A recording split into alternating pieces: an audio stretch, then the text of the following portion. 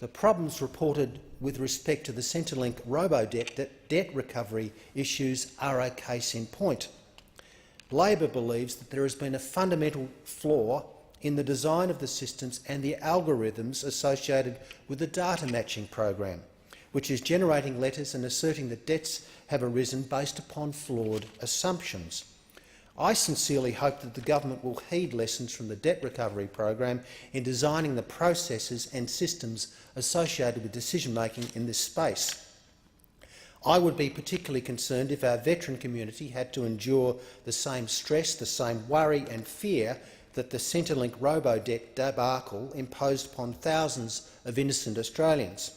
Centrelink's debt recovery system was a nightmare scenario that saw individuals having to prove the absence of a debt against the state in a system that by design made that task an unreasonable burden. It is not enough to say that automated decisions might be subject to departmental appeal or to judicial review. There needs to be sufficient human oversight to ensure that decisions are made correctly and communicated accordingly.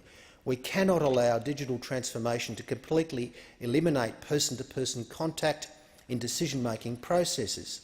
This is particularly important when dealing with our veterans and our ex-service personnel communities.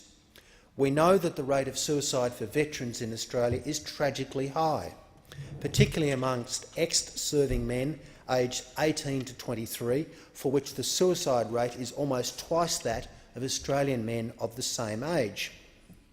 A report from the DVA itself, released in 2016, noted that veterans can experience a number of risk factors for suicidal behaviour, amongst them a high prevalence of post-traumatic stress disorder, depression, traumatic brain injury and physical health problems. Veterans might also experience a number of veteran-specific risk factors, such as difficulty to return to civilian life, including relationship problems, mental illness, alcohol and drug misuse, employment problems, bereavement and a loss of routine and structure.